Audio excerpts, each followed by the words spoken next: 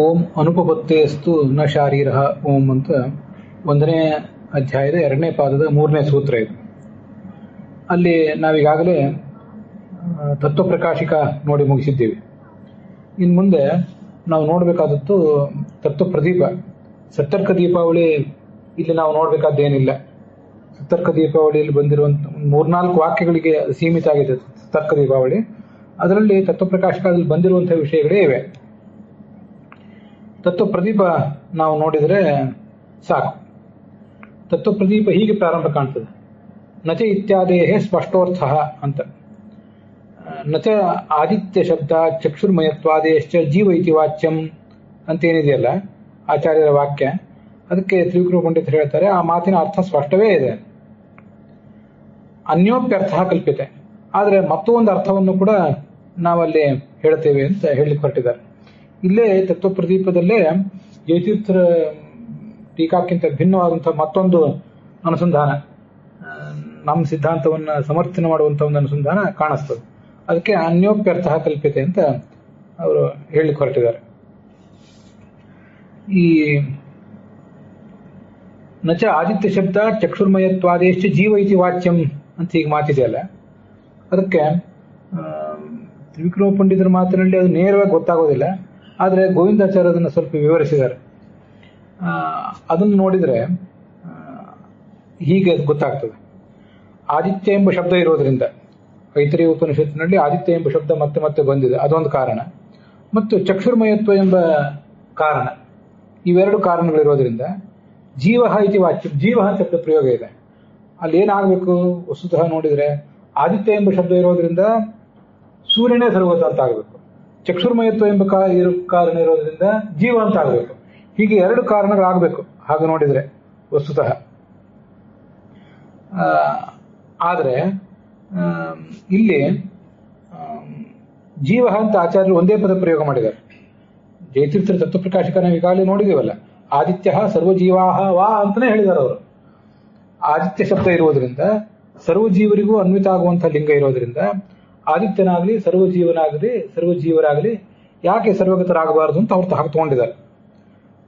ಅಲ್ಲಿ ಜಯತೀರ್ಥರ ಹಾಗೆ ತಗೊಳ್ಳಿಕ್ಕೂ ಕೂಡ ಈ ಜೀವ ಅನ್ನೋ ಒಂದೇ ಶಬ್ದವೇ ಸಾಕು. ನಾವು ಕಳೆದ ದಿವಸನೂ ಕೂಡ ಅದು ನೋಡಿದ್ದೇವೆ. ಅಲ್ಲಿ ಜೀವ ಅಂತ ಶಬ್ದ ಇದೆಯಲ್ಲ, ಜೀವ ಅಂದ್ರೆ ಏನು? ಪರಮಾತ್ಮ ಮತ್ತು ಲಕ್ಷ್ಮಿಗಿಂತ ಭಿನ್ನರಾದವರು ಎಲ್ಲರೂ ಜೀವರೇ. ಆದ್ರಿಂದ ಸೂರ್ಯನೂ ಒಬ್ಬ ಜೀವನೇ. ಆದ್ರಿಂದ ಆ ಥರ ಅದನ್ನು ಹೇಳಿದ್ದಾರೆ. ಆದಿತ್ಯ ಎಂಬ ಶಬ್ದ ಇರುವುದರಿಂದ, ಚಕ್ಷುರ್ಮಯತ್ವ ಎಂಬ ಕಾರಣ ಇರುವುದರಿಂದ ಆದಿತ್ಯ ಎಂಬ ಜೀವನನ್ನೇ ಇಟ್ಕೋಬಹುದಲ್ಲ, ಅಥವಾ ನಮ್ಮೆಲ್ಲ ಜೀವನ ಇಟ್ಕೋಬಹುದಲ್ಲ ಅಂತ ಅದಕ್ಕೆ ಅರ್ಥ. ಅದನ್ನ ಹಿಂದಿನ ಪಾಠದಲ್ಲಿ ನಾನು ಅದನ್ನು ಹೇಳಿರಲಿಲ್ಲ, ಅದಕ್ಕಾಗಿ ಅದನ್ನ ಈಗ ಹೇಳ್ತಿದ್ದೇನೆ.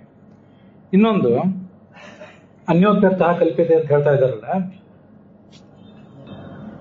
ಅದೇನು ಮತ್ತೊಂದು ಅರ್ಥ ಅಂತಂದ್ರೆ, ಈ ಜೀವ ಮತ್ತು ಪರಮಾತ್ಮ ಇಬ್ಬರು ಅಭಿನ್ನರಾದ್ರಿಂದ ಈ ಜೀವನನ್ನೇ ಭಗವಂತ ಅಂತ ಹೇಳ್ಬಿಡೋಣ ಅಂತ ಇನ್ನೊಂದು ಪ್ರಶ್ನೆ ಮಾಡ್ಕೋತಿದ್ದಾರೆ ಅವರು. ಈಗ ನಾನು ಕಳೆದ ದಿವಸ ಅದನ್ನ ಏನ್ ಹೇಳಿದ್ದೆ ಅಂದ್ರೆ, ಕಳೆದ ದಿವಸ ನಾನು ಏನ್ ಹೇಳಿದ್ದೀನಿ ನಿಮ್ಗೆ ನೆನಪಿದ್ರೆ ಇದು ಮುಂದಿನ ಸುಲಭವಾಗಿ ಅರ್ಥ ಆಗುತ್ತೆ. ಇಲ್ಲಿ ನಿರ್ದಿಷ್ಟವಾಗಿ ಅದ್ವೈತಿಗಳು ಪ್ರಶ್ನೆ ಮಾಡ್ತಿದ್ದಾರೆ ಅಂತಿಲ್ಲ. ಇದನ್ನ ಪ್ರಶ್ನೆ ಯಾರು ಮಾಡ್ತಿರಬಹುದು, ಶಿಷ್ಯರು ಮಾಡ್ತಿರಬಹುದು ಅಥವಾ ಬೇರೆ ಯಾರಾದ್ರೂ ಮಾಡ್ತಿರಬಹುದು ಅಂತ ಹೇಳಿದೆ. ನಿರ್ದಿಷ್ಟವಾಗಿ ಅದ್ವೈತಿಗಳ ಪ್ರಶ್ನೆ ಪರವಾಗಿಯೂ ಇದನ್ನು ವ್ಯಾಖ್ಯಾನ ಮಾಡ್ಕೋಬಹುದು ಅಂತ ತ್ರಿವಿಕ್ರಮ ಪಂಡಿತರು ಹೇಳ್ತಿದ್ದಾರೆ. ಅದನ್ನು ಗೋವಿಂದಾಚಾರ್ಯರು ವಿವರಿಸಿದ್ದಾರೆ. ಈಗ ನೋಡಿ, ಆದಿತ್ಯ ಶಬ್ದಾತ್ ಚಕ್ಷುರ್ಮಯತ್ವಾದೇಶ್ಚ ಜೀವ ಇತಿ ವಾಚ್ಯಂ ಅಂತ ಈಗ ಬಂತಲ್ಲ, ಜೀವನೇ ಸರ್ವಗತ ಆಗಬಹುದಲ್ವಾ ಅಂತ ಪ್ರಶ್ನೆ. ಆ ಆಚಾರ್ಯ ಮಾತೇ ಆಗಿದೆ. ಮತ್ತೆ ಇನ್ನೊಂದು ಅರ್ಥ ಏನಂದ್ರೆ, ಜೀವ ಇತಿ ವಾಚ್ಯಂ ಅಂದ್ರೆ ಜೀವನೇ ಬ್ರಹ್ಮ ಆಗಬಹುದಲ್ಲ ಅಂತ ಇನ್ನೊಂದು ಅರ್ಥ. ಜೀವನೇ ಸರ್ವಗತ ಆಗಬಹುದಲ್ಲ, ಸರ್ವಗತ ಅಂತ ನೀವು ಅಲ್ಲಿ ಶೇಷ ಇಟ್ಕೊಂಡ್ಬಿಟ್ರೆ ಅದು ಹಾಗೆ ಆಗಿ ಹೋಗ್ತದೆ. ತತ್ವಪ್ರಕಾಶಿಕದಲ್ಲಿ ಹಾಗೆ ಬಂದಿದೆ, ಜೀವ ಸರ್ವಗತ ಇತಿ ಶೇಷ ಅಂತೇಳಿ.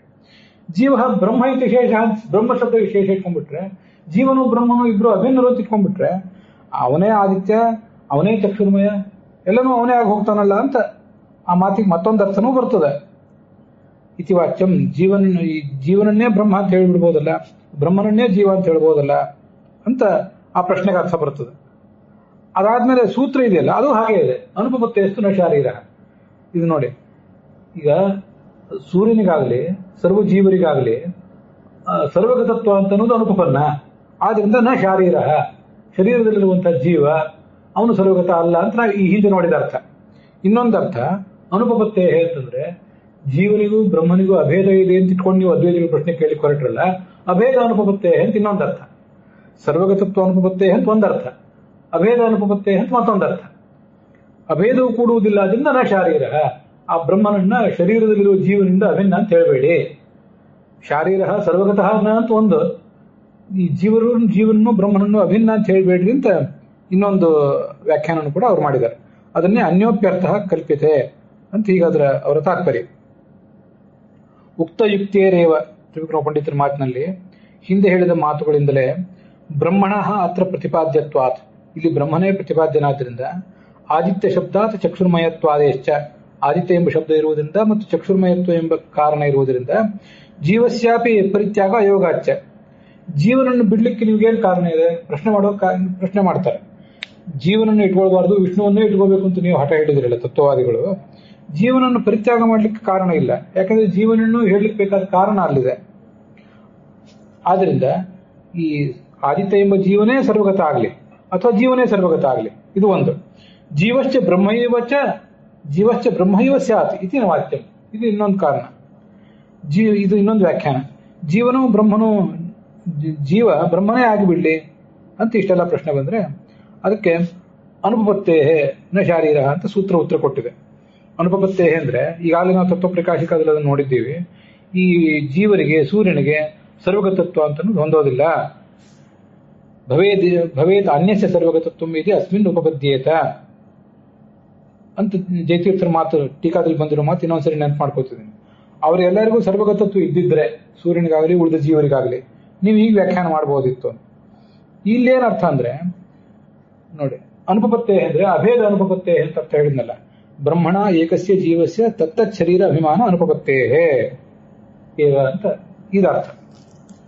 ಬ್ರಹ್ಮಣ ಏಕಸ್ಯ, ಬ್ರಹ್ಮನಿಂದ ಅಭಿನ್ನನಾದ ಈ ಜೀವನನ್ನ, ಈ ಜೀವನಿಗೆ ಆಯಾ ಶರೀರದ ಅಭಿಮಾನವನ್ನು ಹೇಳಲಿಕ್ಕೆ ಬರೋದಿಲ್ಲ.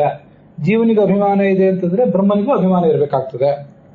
ಬ್ರಹ್ಮನಿಂದ ಅಭಿನ್ನನಾದ ಜೀವನಿಗೆ ಅಭಿಮಾನ ಇದೆ ಅಂದ್ರೆ ಆ ಬ್ರಹ್ಮನಿಗೂ ಆ ಶರೀರದ ಅಭಿಮಾನ ಇರಬೇಕು.